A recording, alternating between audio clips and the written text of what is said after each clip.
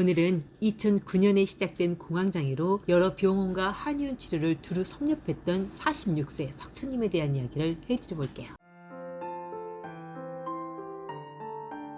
석천님의 공황장애는 2009년 처음 시작되었어요. 그때 당시 석천님은 심장이 너무 심하게 두근거리고 호흡 곤란까지 와 응급실을 갔었고, 병원에선 이런저런 검사를 한 후 심장에 혈액이 새서 그런 것 같다며 부정맥 시술을 권유하셨다네요. 그리고 그 시술 이후 석천님은 15년 이상을 별다른 문제 없이 잘 살았었대요. 다만 한 10년 전부터, 그러니까 2015년부터 두통이 자주 발생해 한의원에서 한약을 3제 정도 지어 먹었고, 지금은 그때보단 반 정도 덜한 상태로 한 달에 4-5번 정도 두통이 올라오려 하면 개보린을 드시며 지낸다 하세요. 그런데 2023년, 그러니까 재작년 폭우가 쏟아지는 날씨에 집에 오는데, 그때 다시 예전에 왔었던 부정맥 증상처럼 심장이 심하게 두근거리며 호흡 곤란이 오더래요. 그러나 이번엔 검사에 아무 이상도 나오지 않더래요. 하지만 석천님은 그때 이후 작은 소리에도 심장이 벌렁거리며 숨이 가파와 마음이 많이 불안했대요. 특히 비가 오고 천둥 번개가 치는 날엔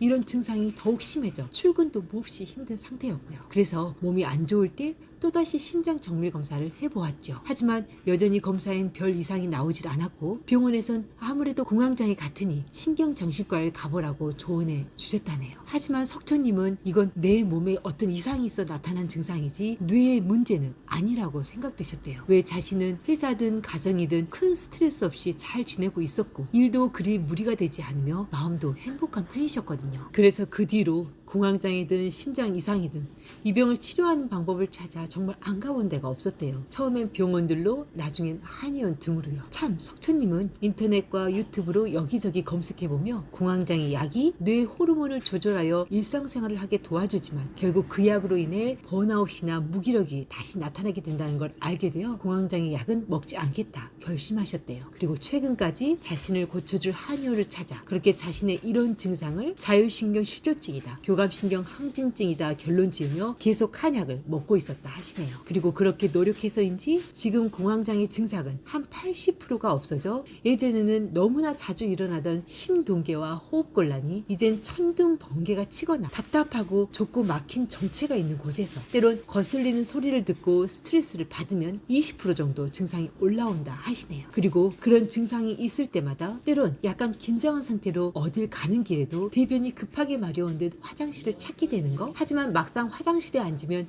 변이 잘 안 나와 마음이 조급해지며 어딜 편하게 다니질 못하는 거, 이게 압 증상에 더해지셨다 설명하시네요. 처음 저희 약국에 지하철을 타고 오실 때도 화장실을 3번 정도는 찾아 들어가야 할 정도로 공황장애로 시작된 대변 급박증은 삶의 질을 현저히 떨어뜨려 놓은 상태고요. 그래서 사실 석천님이 정말 고치고 싶은 건 대변을 급하게 봐야 하는 급동 증상이에요. 그게 공황장애로 시작되었으니 공황장애가 완전히 고쳐지면 이게 고쳐질 거라 믿고 계시고요. 참고로 석천님은 키 172에 몸무게 63kg로 공황장애 이후 10kg 이상 빠진 상태세요. 소화는 보통, 식욕도 좋은 편이고 트름은 좀 있는 편인데 속쓰림나 위염 증상은 없으며 대변은 밀가루나 인스턴트 음식엔 물음변을 보시고요. 수면은 직장인 2교대로 근무 시간이 불규칙해 수면이 불규칙하세요. 대개 주간조일 땐 잠을 푹 자고 야간조를 하고 오전에 퇴근하면 설잠을 자는 식으로요. 여러분은 어떻게 생각되세요? 석천님의 20% 정도 남은 공황장애 증상에 이게 그 정도면 어느 정도 조절되는 편이니 이제 그만 건강염려증에서 벗어나 일상생활을 해야 하지 않겠어? 라고 생각하신 분도 계실 거고, 그래 공황장애로 대변 급박증까지 생겨 일상생활이 힘드니 공황장애도 대변 급박증도 무조건 고쳐야지 하며 격려하신 분도 계시겠죠. 하지만 수많은 한약 치료로도 해결되지 않았던 석천님의 공황장애와 대변 급박증은 도대체 어떻게 병이 얽혀있기에 더 이상 고쳐지지 않고 남아있는 걸까요? 거기에 대해 제 나름 유추해본 건 석천님의 혀 가운데가 심하게 갈라져 있고 전체적으로 혀가 커져 있으며 청색을 띠는 것, 맥박이 오른쪽 왼쪽 모두 1분의 84회로 특히 오른쪽 맥박이 열감이 느껴지고 왼쪽은 현저히 약한 것, 그리고 그 맥박이 현저히 긴장되고 저항감이 심하다는 것,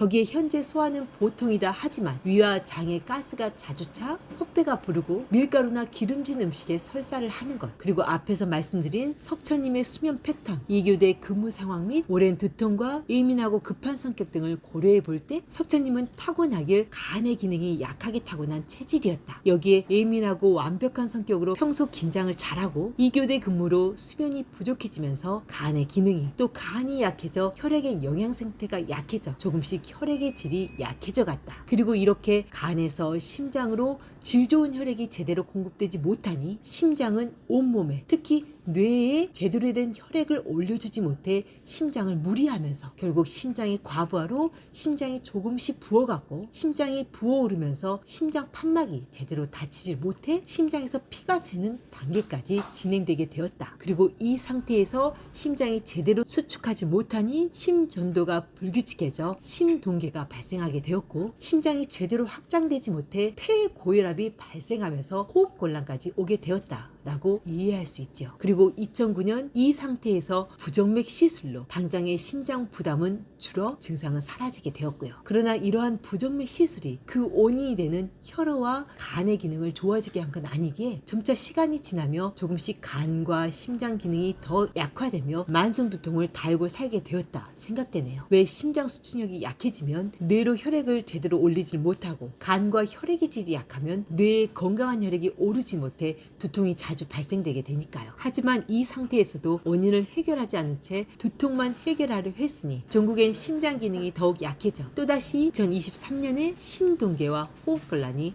나타나게 되었다 생각되네요. 따라서 이때 다시 시작된 공황장애는 이전보다 체력까지 더 약해진 상태로 하체 신장과 부신의 기능까지 현저히 저하된, 그래서 하체 힘이 잘 안 들어가게 되면서 심장 증상과 함께 대변이 급박하게 마려운 하체 무력 증상을 함께 호소했던 거였고요. 물론 그런 증상은 자신에게 트라우마처럼 작용하는 폭우나 천둥 같은 큰 소리에, 때론 좁고 정치되어 있는 산소가 부족한 상황에서 가끔은 상대방의 거슬리는 말로 간의 긴장이 심해지면서 더 촉발되었던 거네요. 그럼 원인이 나왔으니 치료 방법 또한 나왔죠? 간단히 정리해보면 석천님은 체질적으로 간이 허약하게 타고난 그런 사람이 예민하고 긴장도가 높은 상태에서 수면이 불규칙해지고 점차 간의 기능이 약해지고 영양분 흡수가 줄어들어 혈액의 질이 저하되면서 이후 이게 진행되면서 심장 기능까지 현저히 약해지고 이런저런 치료들로 인체 회복력까지 약화되며 신장, 즉 부신의 기능까지 저하되어 심동계와 호흡곤란 증상인 공황장애가, 또 하체 무력으로 비롯된 대변 급박증이 나타나게 되었다라고 정리할 수 있네요. 따라서 이를 치료하기 위해 제일 먼저 간을 자양하고 혈액의 질을 올려주는 약초들을, 간의 긴장을 이완시켜주며 소화를 촉진해주는 약초들과 함께 써야 하네요. 당연히 심장 자체에도 열이 쉽게 차고 관상동맥도 스트레스로 인해 쉽게 긴장되고 수축되니 이를 완화시켜주는 약초들도 필요하고요. 그리고 이렇게 심장을 촉촉하게 자양해주고 관상동맥을 잘 통하게 해주면 심장은 어느새 편안하게 수축하며 웬만한 불안한 증상에 쉽게 반응하지 않게 되네요. 실제 석천님도 한약을 먹으면서 바람의 문이 덜컹거리기만 해도 심장이 덜컹 내려앉았는데 이게 거의 없어졌다고 신기해했고요. 그리고 마지막으로 신장, 즉 부신 기능을 올려 하체를 잡아주는 힘을 강화해 준다면 석천님의 공황장애 정도는, 거기에 하체 허약으로 대변을 급하게 보는 대변 급박증 정도는 언제 하체 힘이 받쳐지고 혈액의 힘이 좋아지면서 별 생각 없이 자연스레 없어지게 되네요. 석천님의 경우도 한약을 15일씩 3번 정도 드신 후 어딜 가나 대변부터 보고 싶다는 생각이 거의 없어졌다고, 그래서 마음이 훨씬 안정되고 작은 일도 덜 예민해진 것 같다며 정말 감사하다, 이렇게까지 좋아질 줄 몰랐다며 연신 좋아라 감사해 주셨고요. 참 석천님은 위처방에 위장에 쌓인 담적을 없애줄 목적으로 몇 가지 약초를 더 넣어드렸었네요. 왜 석천님의 맥박을 볼 때 오른쪽 왼쪽 맥박의 힘이 현저히 차이가 났고, 거기에 중초 소화기관 쪽은 가스가 자주 차며 제대로 소통되지 않고 있다 느껴졌었기에요. 그리고 그렇게 45일간의 한약을 드신 후 석천님의 맥박은 오른쪽 왼쪽이 거의 비슷한 상태로 조항감 없이 아주 탄력 있게 뛰네요. 이 말은 현재 치료를 끝내도 괜찮을 정도로 몸 상태가 좋아졌다라는 걸 의미해요. 왜 오른쪽 왼쪽 맥박이 거의 같고 힘이 좋아지면 이젠 한약을 중지해도 스스로의 회복력으로 몸이 더 좋아지며 병이 낫게 되거든요. 하지만 저는 석천님의 두통이 완전히 해결될 때까지, 그리고 그 어떤 이벤트에 시에도 심장이 벌렁거리고 호흡곤란이 오지 않을 때까지 심장과 간, 신장을 강화해 드릴 생각이에요. 왜 너무 오랜 동안 심, 간, 신이 허약해진 상태라 양쪽 맥박이 완전히 회복되었다 하더라도 각 장부를 좀 더 보강해주고 싶어서요. 오늘 스트레스성 공황장애로 폭우가 내리거나 천둥번개 같은 이벤트에 때론 좁고 갑갑한 곳에서 가끔은 거슬리는 소리에 간담이 응축되어 공황장애 증상이 나타났던 석천님의 이야기 재밌게 들으셨어요? 석천님은 여기에 평소에도 덜컹거리는 거슬리는 소리나 집을 나와 길을 나설 때도 자잘하게 심장이 벌렁거리고 호흡이 불편하며 배변을 급하게 보고 싶어 어딜 가든 신경을 곤두세워야 했죠. 그리고 저는 그런 공황장애의 원인이 의외로 간이 허약한 사람이 심장까지 약해지고 거기에 부신의 기능까지 저하되면 그럴 수 있다는 동양의학적 설명을 자세히 해드렸네요. 오늘 저의 이야기는 사실 공황장애를 가진 많은 분들께 그 원인과 치료법까지 다 설명해드린 내용이었다 말씀드릴 수 있어요. 물론